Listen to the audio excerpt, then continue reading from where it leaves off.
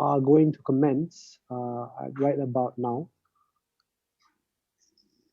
Okay, ladies and gentlemen, thank you for joining us, returning to the second half of MESOF 2021 today.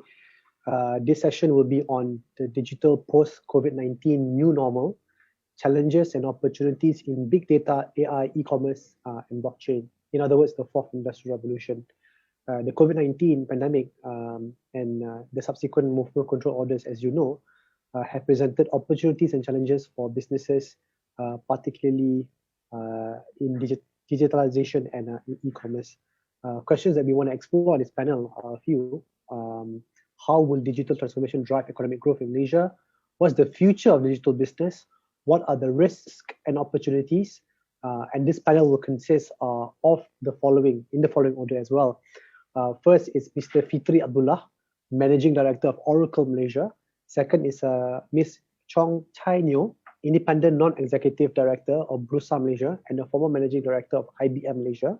And third, Mr. Matthew Chen, CEO of Sunline's Overseas Business Group. Fourth is Dato Henry Goh, co-founder and Group Chief Operating Officer of MACROKIOSK. This panel will be moderated by the legendary Dato Beng, Senior Executive Director of KSI, and also the former Chairman of PIKOM. Dato Chuan Beng, the floor is yours. Right, thank you, Naeem. Okay, this is a very relevant topic. I think of all the different sessions today, maybe I have to be biased, and I feel that this is indeed the most important topic. As you have seen, that our Prime Minister has just launched My Digital last Friday. It is a whole nation approach towards digital transformation, and the objective is very clear. It is meant for the country to get the true boost in order to achieve that new breakthrough. Breakthrough out of that middle income trap, out of that stagnation, out of the over-reliance on resources, and also foreign workers, to name a few. And of course, I could say this now, as I'm also the National Council member of the digital economy and the 4IR chaired by the PM. So this is the council that has charted the direction and endorsed this and finally launched by the Prime Minister. We are very hopeful that My Digital offers new light for the country.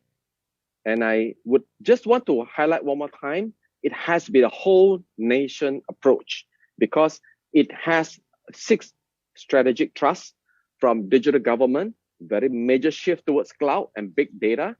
And in fact, in that blueprint, you can see that in these 2 years, 80% of the government data shall be moved to cloud and shall also go into the mode of interoperability and sharing.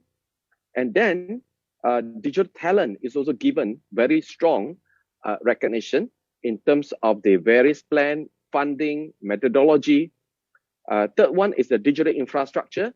We have also seen 21 billion ringgit in Jendela to roll out the fiber infrastructure to cover majority of the homes with the fiber and also to increase the 4G connectivity from 91% to 96% in the next 2 years, and to top it up to have a special purpose vehicle to roll out the 5G working in complement together with all the rest of the telcos.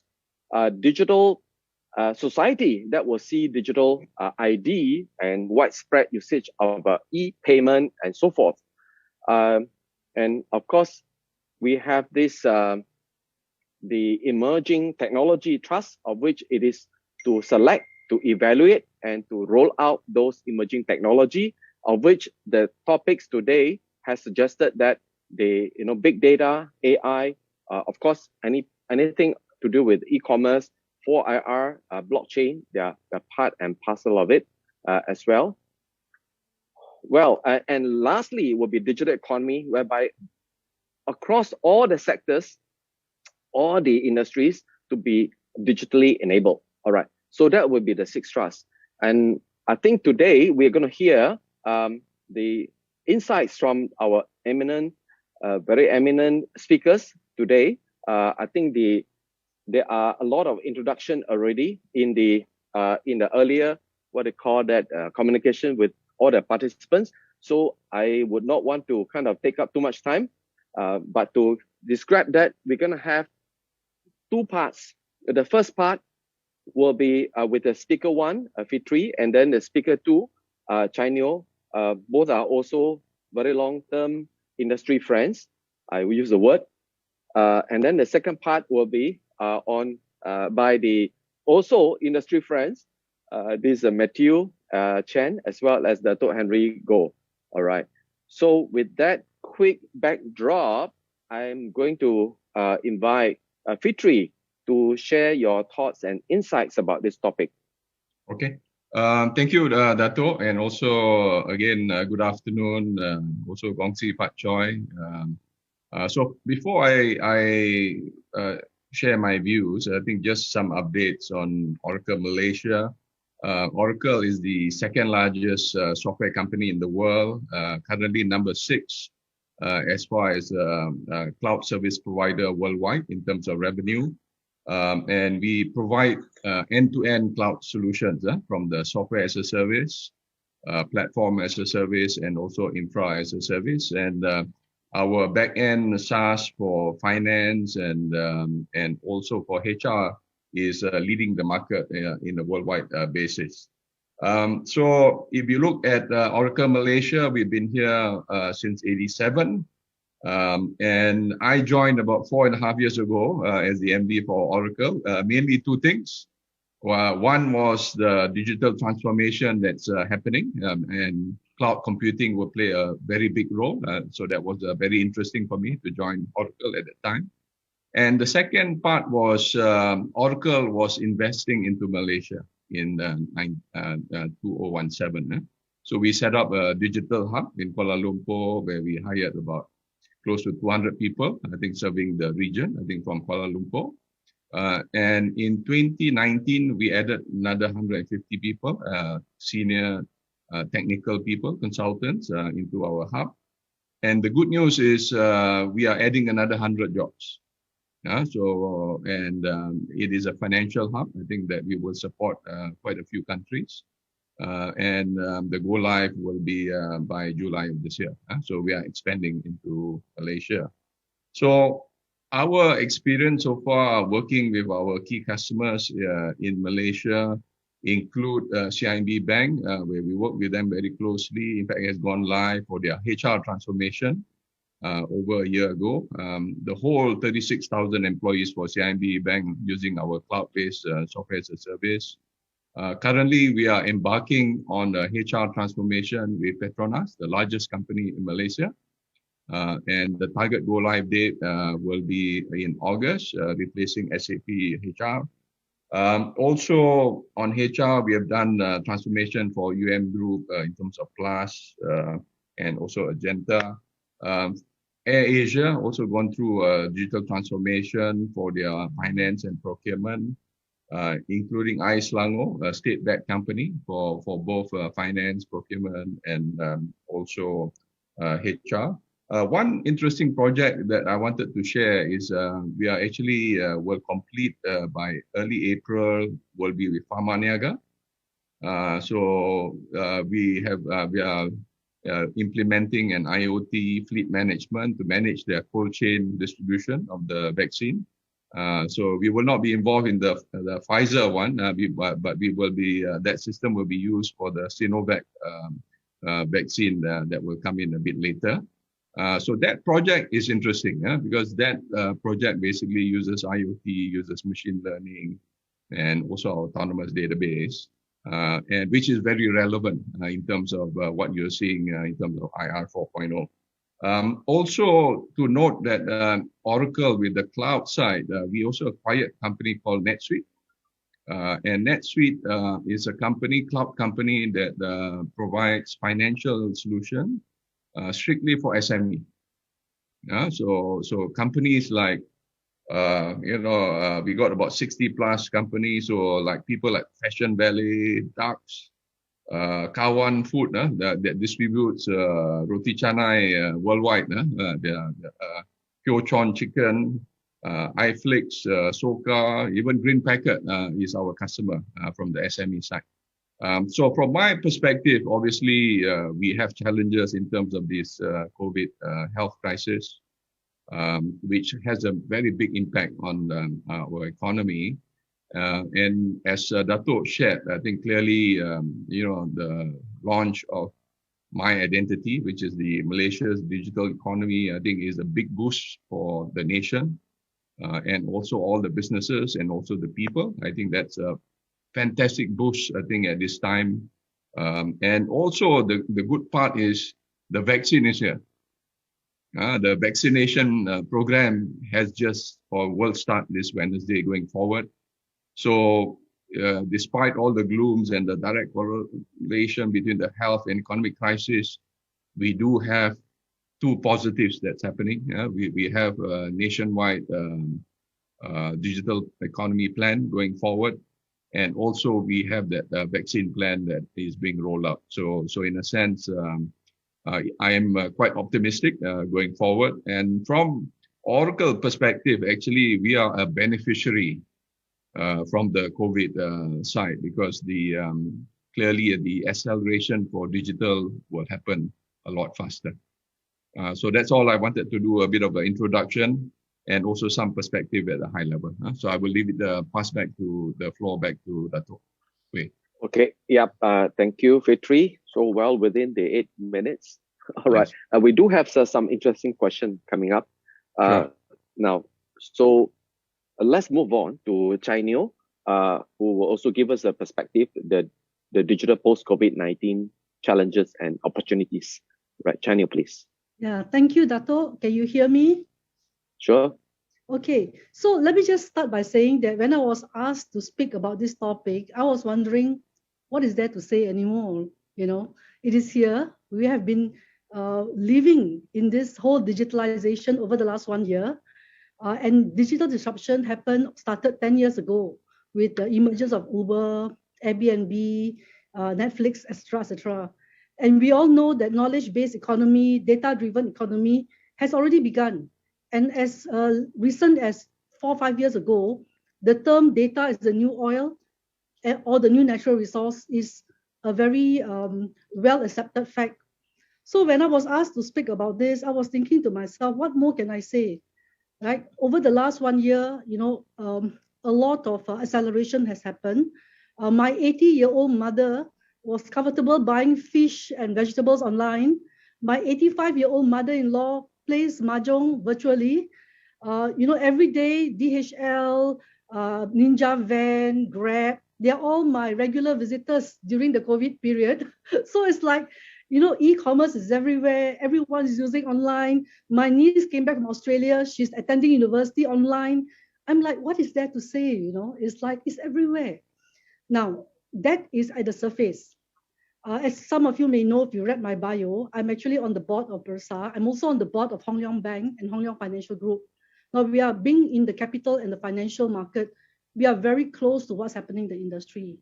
I will say that I take my hats off to industries like telco, capital market, and also banks, because admirably, they have actually handled the crisis of COVID so well that it's almost seamless. You don't really feel it. We don't hear of cases where you call the bank and no one's answering the phone.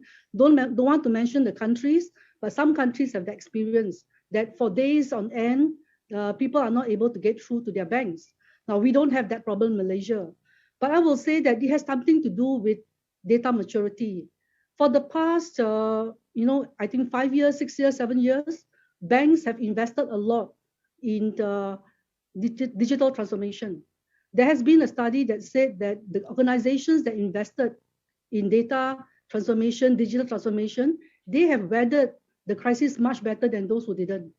So clearly, when you look at healthcare, if you look at education, to a large extent, I think they have not digitalized as quickly as banking, for example. So I think that from my observation, if you talk about opportunities in e-commerce and online services, it will continue to grow. By association, logistic companies, all the delivery companies will also continue to grow. Greater automation will be deployed, thereby reducing the need for low-cost labor. Blockchain will be deployed to build a more robust and transparent supply chain. IoT will be deployed to more pervasively, I will say, we already deployed somewhat, to collect data and connect devices. Platform providers will continue to leverage on digitalization to expand their market. And we will see the emergence of data aggregators. Now, I sit on the board of Bursa, so I can say that just yesterday, the CEO of Bursa talks about collaborating with fintechs. So companies like Bursa and many others, we can play the role of data aggregators. We will be able to combine data and provide end-to-end visibility to consumers and corporate buying and share corporate buying behaviors. I believe that granularity of analysis will increase, and even SMEs will adopt analytics provided by data aggregators, obviously. For corporate, I think intelligent analytics will be an absolute necessity to survive this competition. Let me just share a little bit because, obviously I come from on the banking board. Over the last couple of months, there has been a rampant and sophisticated attacks, cyber attacks. So while we see proliferation of digital usage, we have to be very careful because cybersecurity crimes are now targeting new users and users who are not sophisticated. So they get phished, they get scammed very easily. So we got to watch out for cybersecurity. And I believe that while I say that healthcare and education is lagging, I believe that online services will grow and technologies like augmented reality, virtual reality will be deployed to enhance the services. Now, on the risks and challenges, cybersecurity threat, as I mentioned, will become more rampant. They will really attack not only the new users, but also attack security gatekeepers. The case of SolarWind and FireEye, I'm sure you all have read about it. And we believe that the pandemic actually exposed the fragility of our supply chain. So really got to think about how do we reduce the single point of failure for supply chains. When China shut down, all our electrical equipments couldn't be delivered. For Chinese New Year, I didn't get the new oven that I ordered, for example. And finally, Dato spoke about talent. We are very short of talent. So workforce disruption is going to happen due to automation, and the steep learning curve to skill up and exploit technology will have to happen. All said, it will be exciting times ahead, and it is my belief that with my digital agenda, our country will strive to bridge the digital divide and lift the people to that level of savviness. The saying "innovate or die" applies now more than ever, but it will take a lot of courage to change. So with that, I'll end my session. Back to you, Dato Wei. Thank you, Chye. All are very kind of concise but very strong to the point, and I couldn't help but also to have the feeling that we are maybe talking to the convert, because we all are strong believers of the my digital. Now, to the audience, I would like to invite you to ask a question in this first part for the first two speakers. We have the next 10 minutes, up to 15 minutes of those question and answer. Now, I have the first question. You see, when we talk about talking to the convert, it means people who truly believe in digitalization and adoption of technology and adoption of that kind of innovative so-called solution. This morning, we have heard of the panel speakers in the Economic Outlook session that recovery may vary. Was it predicted to be a V-shape or W-shape? And the data shows that it is actually, interestingly, a K-shape. K-shape simply means divergence. Some companies actually through the crisis has become a lot more stronger, robust, and therefore they can be competing with the world's best. In terms of productivity and ability to compete, they are there. However, K is actually about divergence, right? Some are actually not just falling behind, but they may actually fall out of the entire marketplace permanently. So there lies the need to have the acute awareness of that pattern, and who's going to make that so-called real change happen. So my question is about how do we actually bring the awakening of digital leadership, as opposed to the normal leadership, whereby, it's about leading the people, of course, giving vision, aligning their interests and all this. They are all important.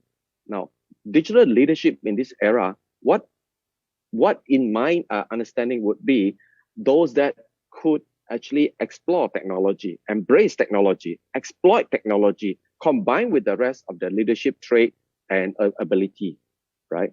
So I'd like to channel this question first to Chye, in the context of Bursa, since all the rest of the members of the Bursa are listed companies. How well do you think those companies are kind of having that so-called ability to lead the country into the digital transformation? How strong would be their digital leadership, and what can be done? So I think, Dato, as you correctly mentioned, we are converts here. So there are many people out there who are still lagging behind in terms of digitalization. From a Bursa perspective, obviously, a lot of education is ongoing, number one. Number two, as I mentioned about data aggregation, I think that data sits everywhere. Someone has to pull them together and make sense, right? Because if you don't have data in a I call it aligned manner, the data is useless. So companies, not just Bursa, but companies like telcos and banks, they are in ownership of a lot of data. How do they use the data to actually help organizations to give them the platform to, I would say, put the toe in, for want of a better word, if they have not already embarked on the digital transformation. So I do believe that not just Bursa, not just the government, but organizations like telco, like banks, and you have seen some banks already doing it. They come out with special digital packages for SMEs. They provide platform, local, right? For you, those of me, I don't want to mention the bank, right? Since I'm on the other bank. So local, for example, you can actually order local products and services online through the bank, through the bank's portal. So today, a lot of the big boys, a lot of the converts have the capability to bring the smaller organizations on board. Facebook, for example, we have a marketplace. I'm not sure I don't know how many of you, because I notice all of guys here, but for the ladies, for us, we have to put on the table, for my family. And I find that Facebook very quickly through Facebook, a lot of market platform aggregators came together. And suddenly I realized that there are opportunities for all these very small players. You can order Mua Otak online. You can order Ipoh Hofan. You can order Jagong from Cameron Highland, all through these aggregators. And it's not a sophisticated tool, It is just a group of people coming to Facebook, putting their offerings on their their page, and then people order. So what I realized is that this whole thing about e-commerce and digitalization scale from very big organizations to very small organizations. And even big organizations today, some of them are not as agile as some of the smaller ones. So really, to me, the play and the role is widespread. Not just government, not just big companies, not just companies like Bursa, but every organization that touches consumers and corporate clients can actually play that role. Well, thank you, Chye. Looks like I think you are pointing out some of the glaring example that could be the inspiration for the rest of the companies to emulate. Right. Continuing on the question, I'd like to forward this to Fitri.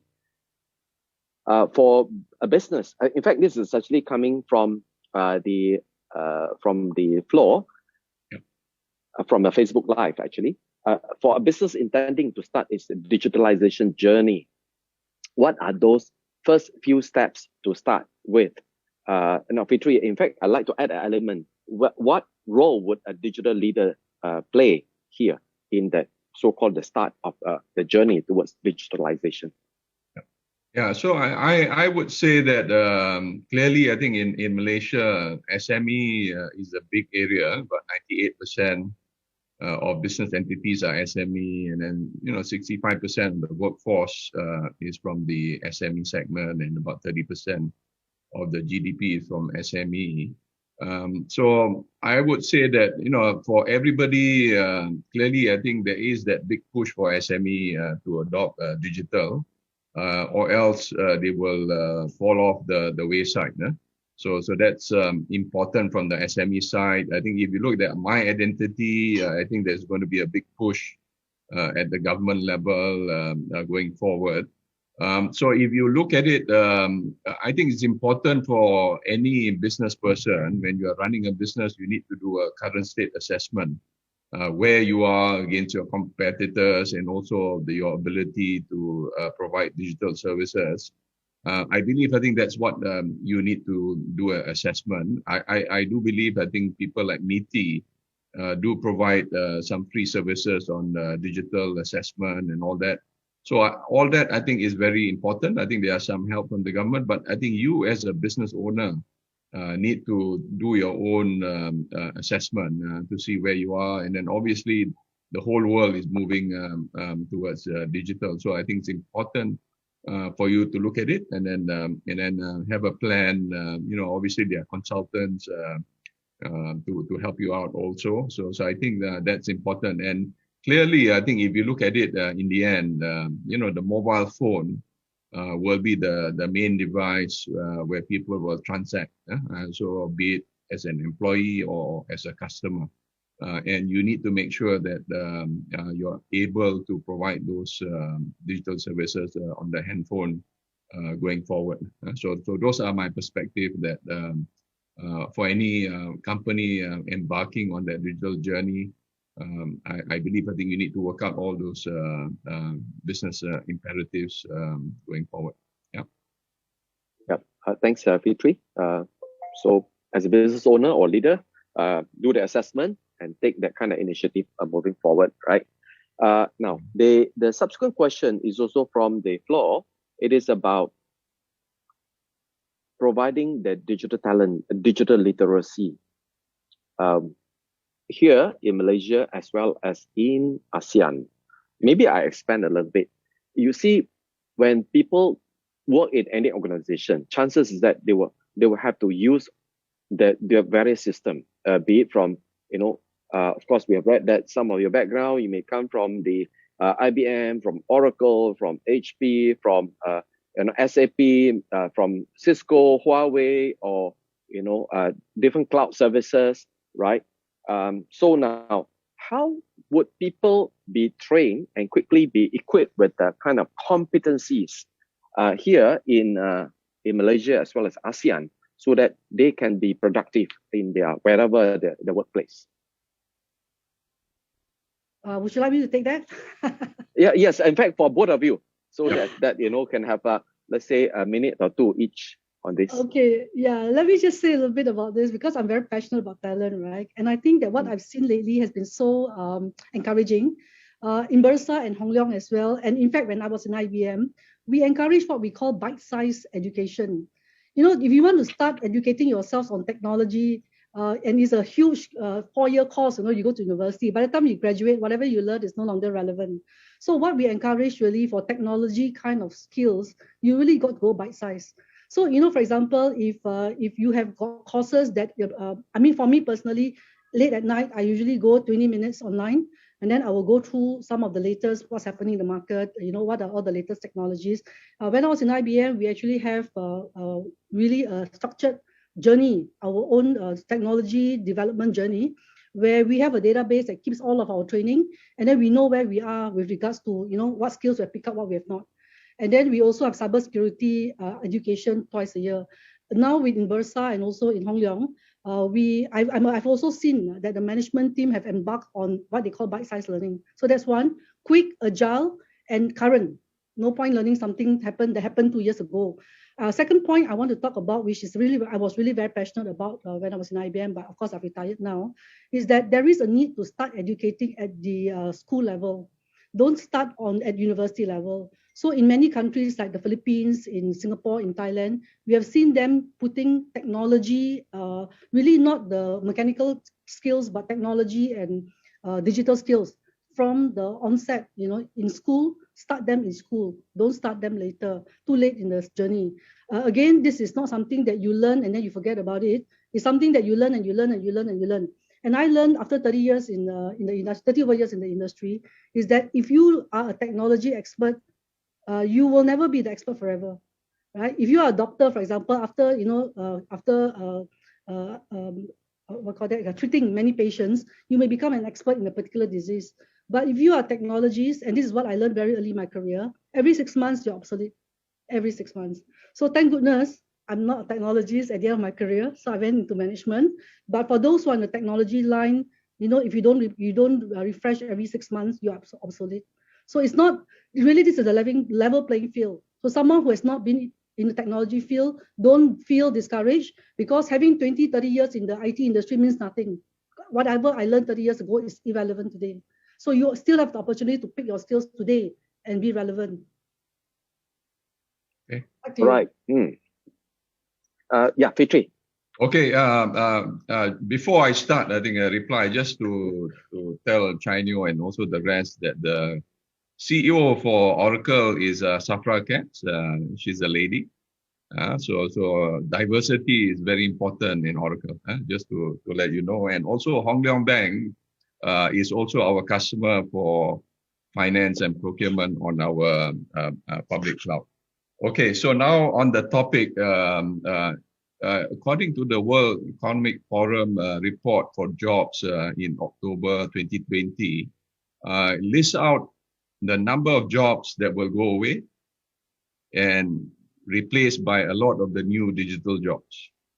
So it is important that I think for all of us, I think, and especially our college students coming out, that they need to make sure that they are not graduating for those jobs that will be obsoleted, but all the new jobs that will come in, I think, influence dramatically through the digital side. Something interesting to note that the key challenge as we embark on this digital journey at the country and company level is about the challenges about skills in terms of retraining the skills and how do you reskill the workforce for the new area, as well as the people coming in, I think, from college. So that's very important. And in Oracle, we actually work very closely with the universities. I think, especially with the new batch of computer scientists graduating. And what I see is, unfortunately, a lot of the students that are graduating are on the old technology, on-prem, no cloud. They're not working on blockchain. They're not working on AI. They're not working on machine learning and all that. So that I think needs to be addressed. And the other perspective is down south, our the small island below Malaysia. They have overall philosophy on lifelong learning that they have embarked on, and they have an organization called Skills Future, where every citizen is given a budget yearly for training, including to learn how to do a good nasi lemak or nasi ayam or whatever it is, including digital skills. So I believe, I think there are some learnings that I think the main principle is that in all of us, that concept of lifelong learning, I think, needs to be there. I think that should be a part of the My Identity program for digital. And we need to look at it holistically. I think not just the technology people, but also the senior citizens and all that, so that nobody is left behind. So that's my perspective. Yeah. Wow, powerful. So looks like, I think we could just quickly sum up in these two lines. The post-COVID digital future for Malaysia lies in our ability to harness the power of digital leadership, make assessment, take the right initiative forward, and also use a lot of data for our decision, and have some inspiring icon in the country to kind of get the rest going as well. And lastly, it is to have that kind of a bite-sized lifelong learning. With that, I hope that we can move forward into a bright My Digital Future. Thank you for the first... high level, I think, Dato, you are spot on. And what we need to do is on the execution. Obviously, The details is in the execution. Details and execution with the digital talent, with the right competencies, and continuously learn. Right. Thank you. I'd like to thank our first two panel speakers, Fitri and as well as Chye. And with that, we are going to move on to the second part of our topic here, similar topic. And I will see that the dimension will be slightly different as we will be talking more on the model, on the technology. And with us today, we have two very prominent speakers, very qualified. First is the Matthew Chen, who is the CEO for the Sunline and International Business Group. And second, we have Dato Henry Goh, who is the co-founder and COO of MACROKIOSK. All right. So without further ado, as it is, I would want to take for granted that you could read their very lengthy, very credible profile from the material that we sent to you. So therefore, I'm going to invite Matthew to take the floor for 8 minutes. And likewise, subsequently, for Dato Henry Goh for another 8 minutes. Then we will do the second round of question and answer. Right. Matthew, please. Yeah, thanks, Dato Wei. And thanks for KSI for inviting me. First of all, happy Chinese New Year to everyone. Apologize for my virtual background. So speaking of technology, right, there's a little bit of techie glitch. You're actually looking at my Australian home. So it's not virtual, it's my real background. So for some of you actually do not know who is Sunline, I believe Dato Wei actually have one slide. Is it possible someone can project it? Yes, Naeem, and also our Just for all of you that who do not know who is Sunline, we are actually the largest core banking software house from China, based out of Shenzhen. 4 years ago, we actually set up Malaysia, Kuala Lumpur to be precise, as our regional hub for the Southeast Asia region, right? So that's who we are, where we're from. And, obviously we are talking about, the post-COVID economic recovery, right? Especially how we're going to use technology, right? So everyone talking about the ABCDs, right? So the AI, blockchain, cloud computing, and big data. How are we going to use that to, to help economies in Malaysia, particularly to recover from the COVID? So I'm going to actually share a little platform that we actually developed in China. I like to call it the ecology trifecta, right? If you can move on to the next slide, please. It's just one slide. So this is actually how we use the so-called ABCD technologies in China, right? So what you're looking at, I call it a Finline platform. Is actually a B2B2C platform that we launched together with Tencent back in 2019. So what we did, everyone obviously knows that WeChat is a super app in China, right? Which commands more than 1 billion users in China. So almost every single Chinese people on this planet use a WeChat. And I'm not sure whether all of you know that there is a mini program. It's almost like a little open portal, like a little app within the app.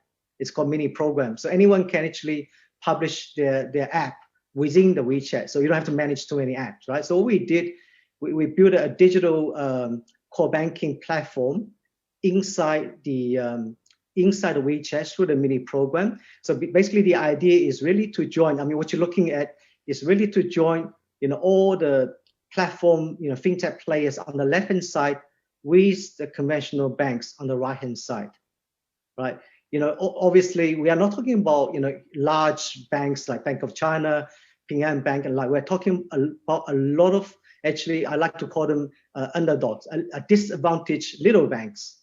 They also like to tap into this 1 billion WeChat users, which they cannot. They don't have the expertise, they don't have the money, IT resources, and so on and so forth. So the platform we built actually helped the conventional bank to tap into this WeChat platform through the mini program open portal, right? So, just give you some stats. We obviously launched the platform in 2019.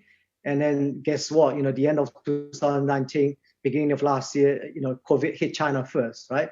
So some of the interesting stats that I like to share with you, in terms of the micro loans that actually issued on this platform in Q1 alone, which is really at a peak. The COVID is actually at a peak in China.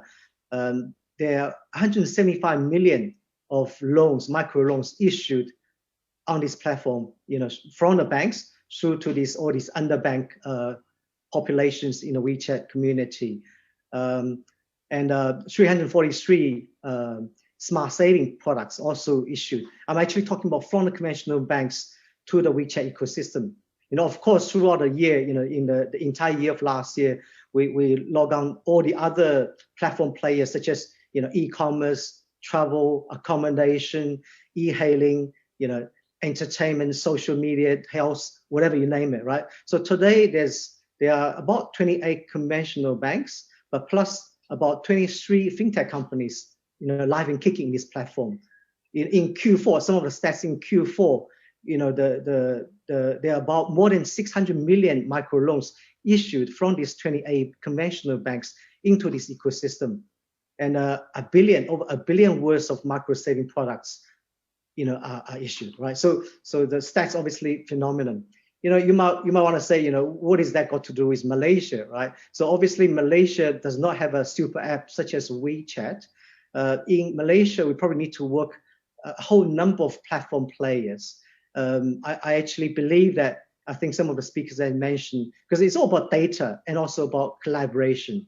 How you join the data between the conventional banks and the telecos together with all these tech giants as well as the fintech players, right? How you join the data and analyze data, make sense and monetize data to help the underserved, the underserved individual as well as SME. And I believe that in Malaysia, SME is the key.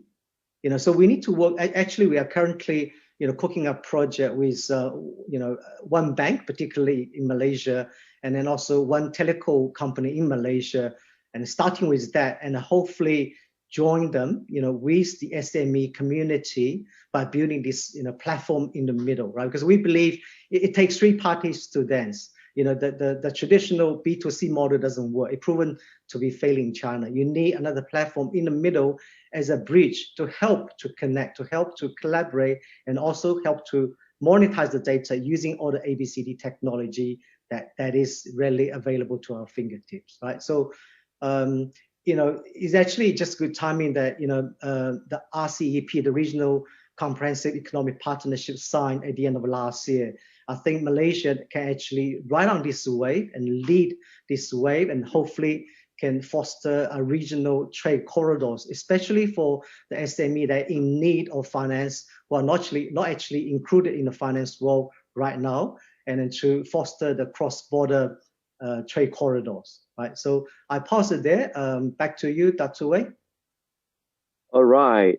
Thank you, Matthew. So it looks like you immediately jump ahead into suggesting that there are some models for Malaysia to look into. All right, we'll come to that in a short while, perhaps in our Q&A session.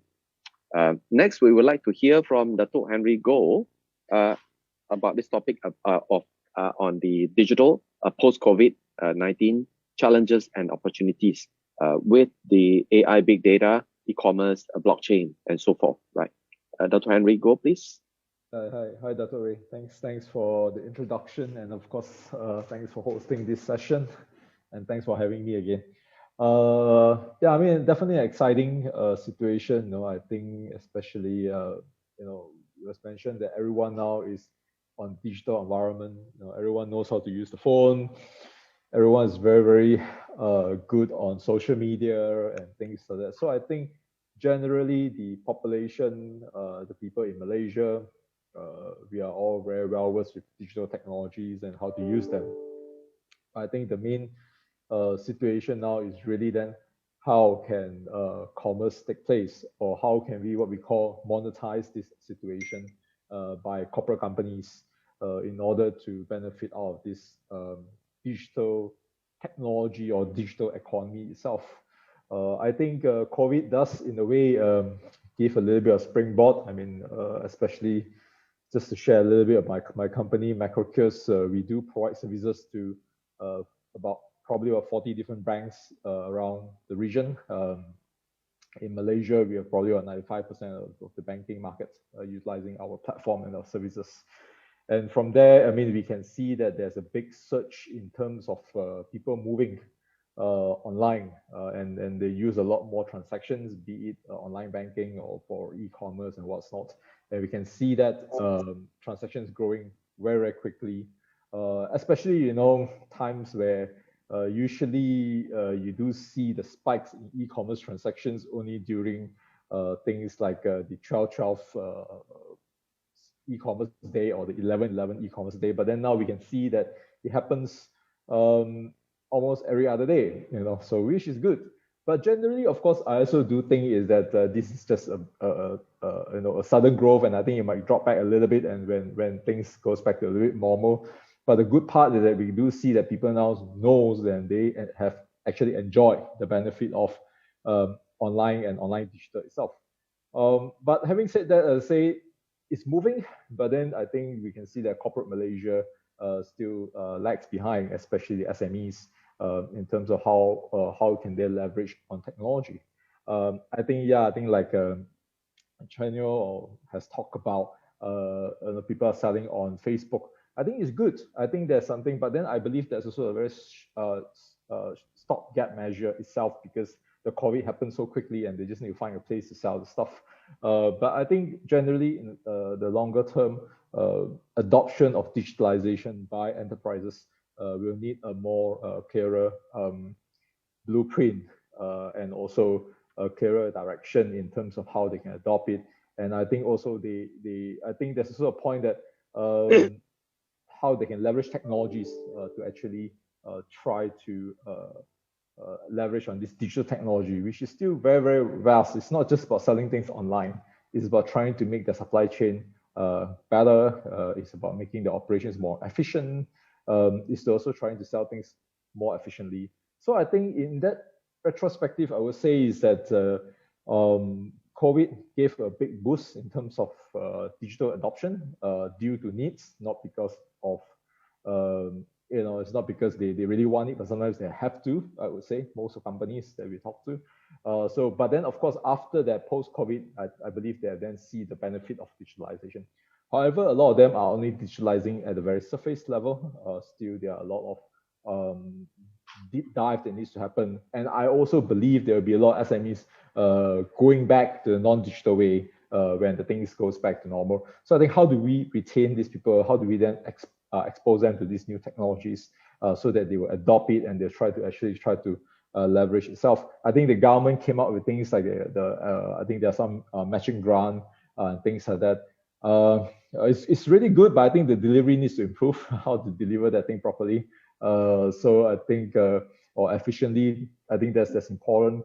And I really think there's more that needs to be done in terms of how we can encourage digital technology and to have it in a more wholesome way rather than just the surface of trying to survive due to the COVID-19 at this point in time. Yeah. So, I mean, we are open to the Q&A, but yeah, back to you, Dato.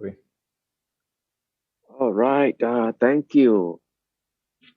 Right, so now we have received some questions from the floor. I'm going to kind of move into this first question from Rafiq Jamaboy, first one. Hi, Matthew. How do you protect Malaysia is not taken over by China? So that Malaysia is not taken over by China through the data using your platform, since Tencent is your partner. I think it's going to be that kind of question that may surface every now and then. So I just want to bring it up first for Matthew to address. We are first of all, we're not building a Tencent platform in Malaysia. Like I mentioned, we're working with one bank in Malaysia and another telecom company in Malaysia. But to answer your question in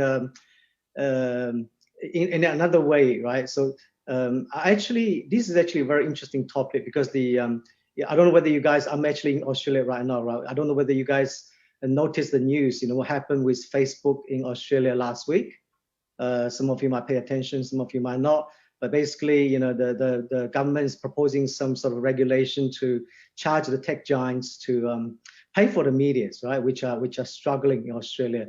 And Facebook, playing a bit of bully, right? So they say, no, I'm not going to do that. So if I have to pay, I'm going to pull out. So just a few days ago, everything blacked out, all the news link blacked out from Facebook. So obviously they're still negotiating. So the example I'm giving you, maybe there's another example probably relevant more to your question. There's a tech giant in China called Alibaba, right? So you might have heard last year, that there's a giant IPO, the N Financial IPO. It was killed in the cradle, right? So what happened? All of these things, I think actually are good things that are happening with these tech giants is governments start to step in, right? So governments start to step in to regulate, and because this space, because technology itself can become so disruptive. Talk about blockchain. Blockchain, you don't need a government, you don't need a bank, because the trust issue is dealt away with technology, with all the encryption. So we don't need a bank to exist anymore, right? But guess what's happened with all the dark web, with all the the money laundering, with all the bad things, right? This is a bad application, an evil application of technology. So government need to play a very, very key role, right? So coming back to Malaysia, so I think in order to prevent, these kind of tech giants, like you said, taking over, data is the key, right? So Malaysia government need to step in, and they need to embrace technology, need to understand and master and embrace technology. Obviously, I spent the last 30 years dealing with banks, right? So in the bank's point of view, from the bank point of view, the Central Bank Malaysia, again, need to do exactly the similar role. And because this is the new norm, right? Talking about new normal, technology, all the ABCD will be the new normal. So all the regulators need to fully embrace and master this. And in order to keep data safe in Malaysia and regulated by Malaysian, right? And that's the way to protect. So no technology can overtake Malaysia if data is protected. And the data has to be locally reside in Malaysia, regulated by the right authority of Malaysian government. So that's my answer to a bit long way away. Hopefully thank you, Matthew. So I'm going to kind of draw upon some of the, there's one previous question that would be relevant right now. That is about cybersecurity. Since you have touched on the data, and earlier China has also touched on the data, how, government, the perception is that maybe not as so-called strong or good in protecting their data. That's actually the perception that was actually forwarded from the floor. So how would the private sector provide that kind of input and perhaps lend some of the expertise to the government? Could we hear from Dato Henry Goh and then subsequently Matthew, please, about how to actually support or help government in that cybersecurity? Yeah, I think the point is that it's always a very difficult or gray line in terms of we want to expose the country to the latest technology, and yet we want to control how we utilize data. I think that's really very difficult. But I think the point is that there must be certain kind of framework that needs to be established by the government in order to advise technology companies and also advise the general population, I would say, in terms of how do we then say what kind of data should be safeguarded and who should own this data. I mean, not really a regulation, but rather should be an advisory framework in terms of how that's needs to be done and what kind of data can be made available and where should it be made available. I think that's very important. So it opens a guideline to foreign investors, foreign technology firms, and also the local firms, so that we know that what data should be safeguarded, I think, by itself. I think that's one very important part of data. But of course, data nationalism is also happening really strongly, especially you can see that US and China itself, they are competing in terms of a global war and how do we save. But hopefully the new president thinks a different thing for US. But yeah, I think a framework will help in terms of advise what is needed and what is not needed. But I think the feeling of the population thinking that their data will be lost to a third world country or third party country, I think it will always happen. But then generally, who do we believe? I mean, we are putting data on Facebook and Instagram and things like that. So what's so different about then say data going to China and data going to the US. I think that's about the same thing.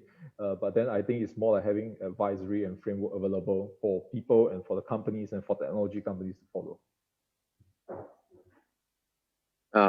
All right, thank you. Chanyo, if you're there, would you like to quickly jump in for a quick word about the cybersecurity? Yes, I just typed in something because I got to run off.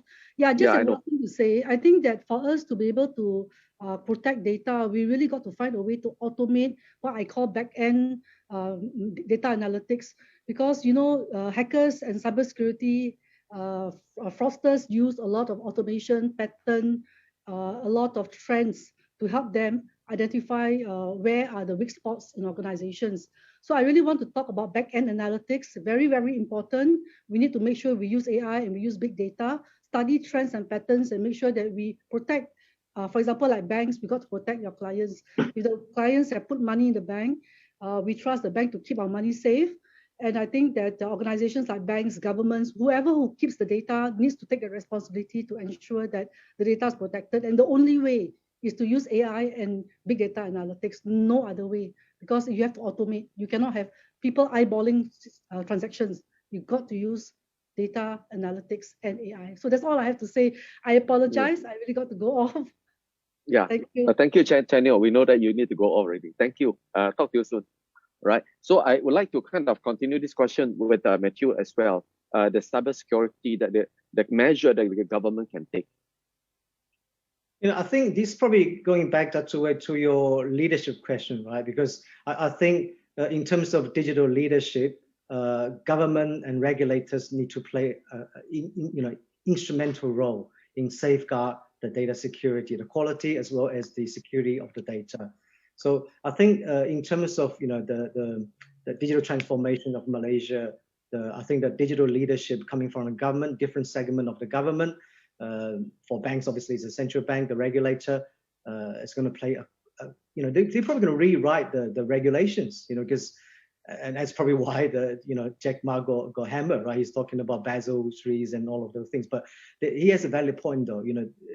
You cannot, the banking world cannot rely on the old, the so-called GRC, right? The government's risk management and compliance. Obviously, you need to build upon that, but you need to really transform.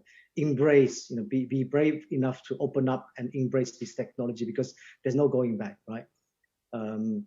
So short answer is, I think digital leadership, government, and also the regulator is going to play a key role in safeguarding the securities. I mean, at the end of the day, it's not a technology question, because technology, to me, all the ABCDs, they are neutral. They're just a toolkit. How you apply them, you can apply them in a good way or in an evil way, right? So that is the key. Right, thank you. Next, I'm going to combine two questions into one. The question is about, those who are reluctant or refuse to digitalize. There are some reasons behind that. Of course, we'd like to also invite your kind of input. And what are those models or business models, or that kind of use the technology that would allow them to look at how to achieve breakthrough, right? What are those thinking around the model, and especially to address those who are reluctant to digitalize? I'd like to start with Dr. Henry Goh, please. Yeah, I think the reason for digitalization happens when the COVID happens. So I think it's kind of like the virus became the only reason for digitalization for many companies due to survivability. But I think I shared earlier, I think the government initiative of having the matching grant or the grant for digitalization is a good initiative. And I think this does encourage people to go digitalization, and they can try out in a way that is a bit more risk-free. So in the sense that if it's not working well, I think the government take out the grant in a kind of situation. But it does help in that sense. So I think that's quite good in terms of convincing people to try without having to incur much cost or no cost at all. I think the other part is also in the sense that there are a lot of SaaS-based or solutions as a service kind of companies around where they can actually utilize these services on a trial basis, on a usage basis, which is then minimize their costs. I mean, it's not like usually previously where you need to buy major computers, equipment, and stuff like that. So these things are new technologies that are available that will encourage them to go digitalization. I think generally what's available now, the market is really there. Is it's more like in terms of people like say MDAC or say even to a certain extent people like Magic, for example, is to then try to have a lot more education kind of sharing in terms of what maybe it's like going around and to tell people there's more awareness in terms of digitalization and how to digitalize and what they can digitalize on. I think these are things that these are workshops and probably trainings that can be available. And as I say, the good part is that COVID allows, COVID actually pushed people to accept digitalization, and a lot of them open mind to it. But most of the time, people give up because they do not know how to do it. And I think agencies like MDAC, for example, would be very helpful if they can provide awareness in terms of digitalizing, giving them education how this is being done. Rather than just say go and sell and put on Shopee or put on Lazada and things like that. I think that's just very, very surface usage of digitalization. Thank you. So Matthew, is there any suggestion of the model or technology adoption that could actually help those who are reluctant? I always say that, that's the way this line, right? People's behaviors probably are the most difficult things to change because we all tend to be very comfortable in our own comfort zone, right? But look at China, why China becomes so digitalized, the cashless society, digital economy, or now we call it contactless, right? Is everywhere. Why it is more advanced than even United States of America is actually because a pandemic very similar to this, right? I like to draw the comparison between the current COVID-19 to the SARS that hit China 17 years ago. And this is exactly what happened. E-commerce didn't really take off until post SARS in 2004. That's what made Jack Ma, right? So people are forced to change. People are forced to go online. I mean, look at the amount of merchants went onto the Grab in Malaysia, right? During the first 3 months. So I would say that it's actually very difficult. People are reluctant, but they have no choice. If anything coming out of this COVID, I would like to say 2 silver linings coming out of this COVID-19 situation. One is people definitely are more techie, embracing the digital transformation online. Number 2 is the climate change, right? So people are talking about American, Biden's going back to the club. So do you know that there's actually 5% less CO2 emission in the entire 2020, but at what cost? It's huge, right? It's huge economic cost. So rather than being forced to change, we need to embrace the change and change proactively by using technology. The previous first question to me is, worry about China taking over. I think Dato Henry made a good point. These days, all these techie giants, all these clouds, right? It's either America or China. You're talking about, the AWS, the Amazon, the Google, Azure, Microsoft, or the Huawei, the Alibaba and Tencent. So my view in Malaysia is, like I said, technology, there's no good or bad, it's neutral. Just embrace and master this technology, but make it applied in the Malaysia relevant sense. And also, with the right leadership, there's a political session just now, right? With the right leadership and governance, making sure this data stay in Malaysia and safeguard people's privacy, foster the trade war. I do think that SME is going to be a key in reviving the economy post-COVID. So that's my 2 cents worth, that way. Okay, thank you. We know that Fitri is still here. I think this session, we're going to open to all the 3 speakers and more like in the form of a rapid response to this. First of all, it's about the leader of any organization. What will be, among the group of the technologies that we talk about, what would be like a so-called low-hanging fruit for the leaders to look into that they can be familiar with? Yeah, maybe let me share my perspective working with many large companies that have gone on the digital transformation journey. Very important when you go through a major digital transformation journey, it needs to start from the very top. So it needs to be from the CEO of the company. Idea of having a digital transformation officer, and then the person will run it, and making sure that the project is successful will probably not be the right model. You can have that person just to run the project, but that ownership, sponsorship needs to come from the CEO itself, because when you are doing a digital transformation, it's not about a technology thing, but it is also about the company culture, because you're changing the change management and all that. And typically for like for us, Dato, when we were doing projects many years ago, the end user doesn't want to change. They want the same screen. Even with all the new technology, you put all the bells in, I want the same screen.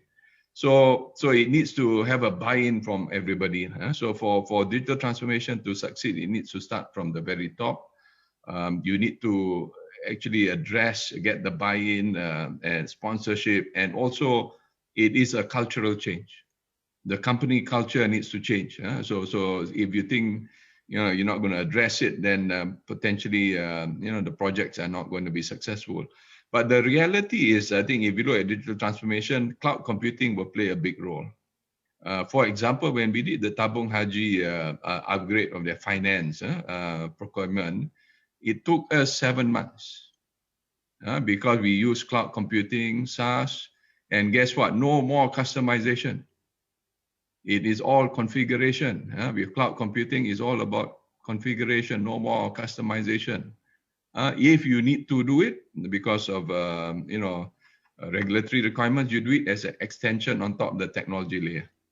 But the reason is once you do cloud-based projects, a lot shorter, and success rate goes up. And then plus, you can communicate using the mobile phone and all that, employees or customers, I think. And then you've got machine learning, robots, and all that. All that I think is in there, and also it gives you an opportunity to be more data-driven, where the analytics come in. How do you do cross-sell, upsell? And till today, I think a lot of the banks have not done a very good job in terms of cross-selling and upselling. They got different systems running their higher purchase and all that. And even after 40, 50 years, the banks are still struggling in terms of cross-selling, upselling. So those are my perspective. I think, some of the success criteria, I think, for people to embrace on this digital transformation journey. Yeah. Thank you. That's great. Yeah. For the journey of the digital transformation starts from the very top, because that involves the change of the entire culture, the mindset, the people, and therefore the whole organization. And a quick way to start is to look at the cloud model, because from cloud, then you drive a lot of other things. Cloud is configuration based. Then you go into the big data analysis, and data analytic, all this will come in. Right. Thank you, Fitri, for that. Okay. So could we have Matthew also to take the same question? Maybe I would like to give a piece of advice, maybe some of the lessons learned from China, right? So in the Malaysia context, I think unlike China, I mentioned in China, you have like super apps such as WeChat, the super app, right? Which commands over 1 billion people. Malaysia, we have many silos, a lot smaller, albeit digitalized already, but there are different silos. Because Malaysia, obviously, unlike China, China's one huge homogeneous country, right? Malaysia, there are many diversities, different culture, ethnic backgrounds, even the variety of food, right? So different. So in all sectors, I think there's many, but smaller cycles, but albeit digitalized already or on the way, in the process of being digitalized. So which begs the question, which makes the connection and the collaboration even more important, right? So like I said, it's all about data, right? It's all about how you're going to share the data. It's all through collaboration and connections. So technology, again, I like to stress there's no good or evil technology, right? Can help these silos to connect more seamlessly, right? We're talking about, Dato, you mentioned about, 4G, 90%, 99% 5G, a prototype. It definitely, who knows, before we die, there might be 6G, 7G. Everything is smart enough. So no longer people just using the smartphone device as the only one portal, right? There might be wearable device. People are talking about smart cars already. China is pumping so much money into driverless cars, right? This is definitely the future. We're talking about, the climate change. So by 2050, there will be no car running on the road, burns petrol anymore. So your imagine your cars going to have a lot more computing power than your mobile phone, right? So that's your personal mobile computers everywhere. You can talk to your car. You can probably apply a micro loan so you're talking to your car. So this is the future. Embracing this technology in Malaysia context, collaborate, especially the silos, alone, you're not going to thrive. By collaborate and across segments, even across border, Malaysia, why not lead, being the ASEAN leader, I think in terms of all the infra sophistication, definitely we are more advanced than Thailand, Indonesia. Why not being that's why I really, going back to the RCEP, right? Being the leader in the ASEAN country and the leader, cross-border trade corridor, utilizing, things like blockchain and cloud computing and foster the trade world. That would be my advice in the Malaysia context. Yeah, well, thank you very much for your suggestion. That is to connect and collaborate within the country, across industry, as well as internationally. Thank you for the input and recommendation, Matthew. Could we also invite Dr. Henry to take the same question, please? I think in that context, I have nothing really exceptionally to share, but I think really to say that what Matthew or what Fitri mentioned is really relevant, I would say. But however, of course, Malaysia, I would say that it's not to say China is not liberal, but I think Malaysia is extremely liberal in terms of our markets. That's why we have extremely a lot of players. I think one part that Malaysia can do a little bit better is probably more of our technology companies work together more.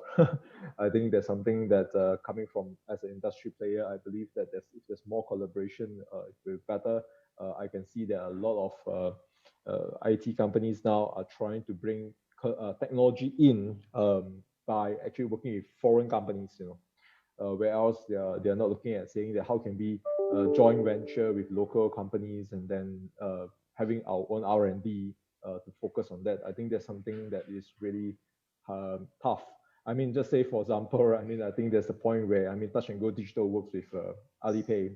Nothing wrong with that. I think that's exceptionally fine. But I really think that if there are more collaboration with the local companies to develop what it needs to be developed, I think it can be done as well. Maybe there's an area of more encouragement in terms of local companies working in local companies in the area of research and development. And then our products would definitely be better, if not more comparable, because even at my digital initiative, we're talking about 5G and things like that. But I think in terms of technology, in terms of content, not to say Netflix kind of content, but then the fluid to be on those pipes are generally, I would say, probably 99% coming from companies out of Malaysia, like coming from China or from the US, for example. But Malaysia technology or Malaysia products and services going through those pipes is going to be quite limited. And how do we focus on building that portion? Maybe something that the government emphasize on. Yeah. Thank you, Dr. Henry. So I think it's clear that you champion the interests of a Malaysia digital company. So therefore, that call for that kind of support, as well as the recognition that Malaysia technology could also be kind of brought to that level, that could also be more meaningful in contributing towards developing our digital future. So the last so-called rapid fire question for everyone to just use 20 seconds to say one biggest opportunity ahead with the Mind Digital. All right. So just 30 seconds or 20 seconds each, one biggest opportunity ahead in Mind Digital. All right. So could we start with Dr. Henry first? yeah, I think 5G and talent development is a really big opportunity for Malaysia. Yeah. All right. And that Matthew? I think potentially Malaysia can lead largest, halal trade corridor on this planet if it's connect with all the, all the right countries with the right leadership to support SME. Right. And then Fitri?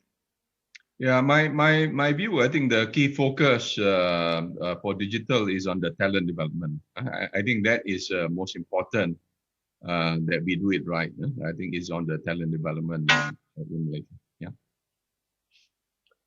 Wow, great session. So with that, we come to on the dot. This is the digital accuracy 3:15. We are coming to the conclusion of this session. I would like to thank our all the speakers. Of course, Chinese has just left us earlier. And then Fitri, thank you very much. Matthew, thank you very much. And Dr. Henry Goh, thank you very much. We do have bright digital future.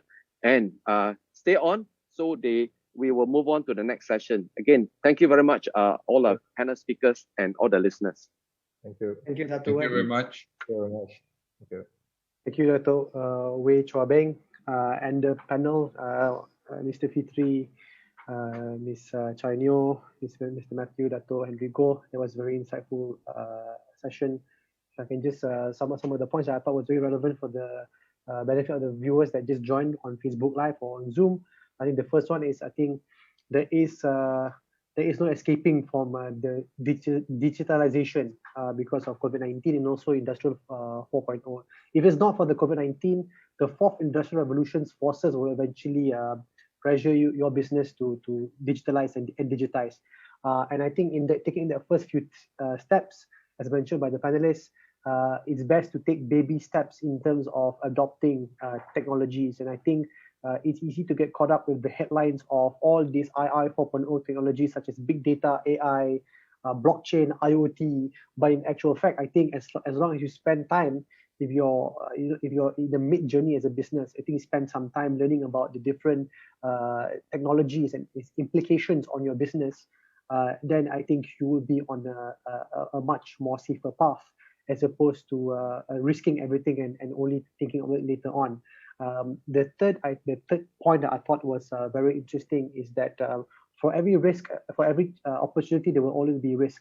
And that issue on cybersecurity actually is a very key because we have more users, more customers, more consumers, more buyers, more companies using digital products and digitizing. But it also means that there's a lot more risk in terms of security, hacking, phishing, and all of the related issues.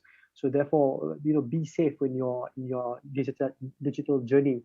So thank you so much for the panel for the very insightful session.